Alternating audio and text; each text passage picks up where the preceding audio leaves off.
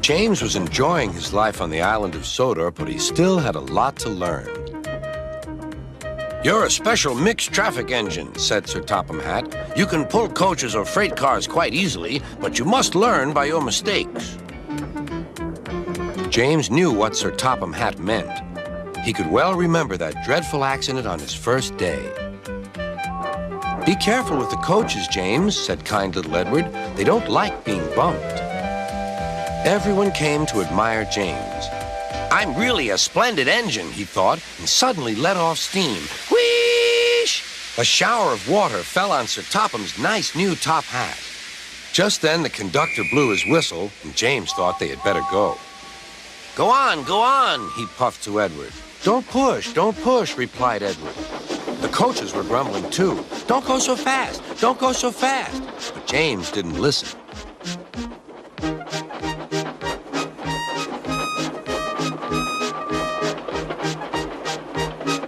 When at last they stopped at the next station, 2 coaches were beyond the platform.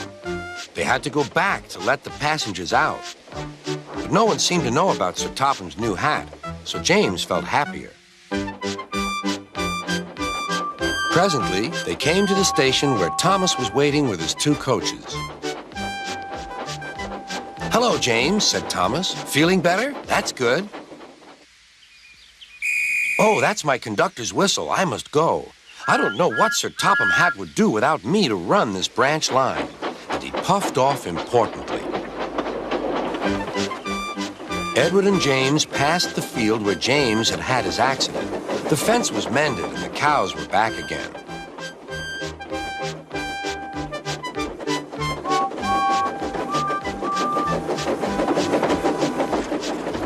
They ended their journey and rested before setting off for home. James was still wondering what Sir Topham would have to say about his new hat.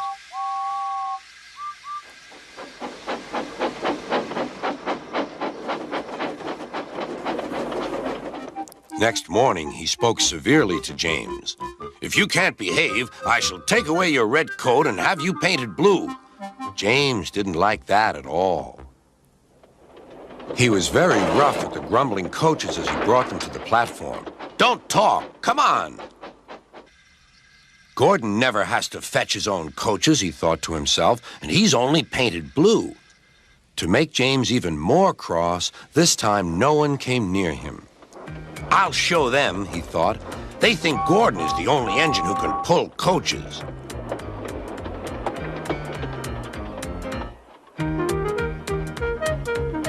Hurry, hurry, hurry, puffed James. You're going too fast, replied the coaches. James laughed and tried to go faster, but the coaches wouldn't let him. We're going to stop, we're going to stop.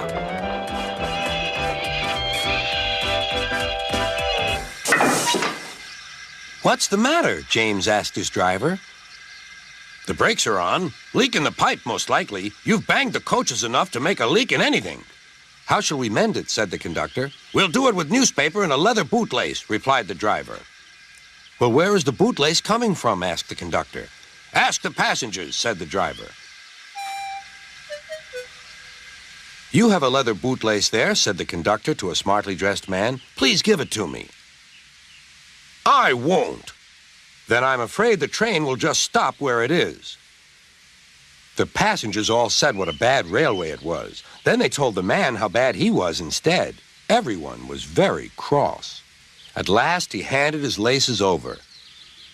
The driver tied a pad of newspaper tightly round the hole in the brake pipe, and James was able to pull the train.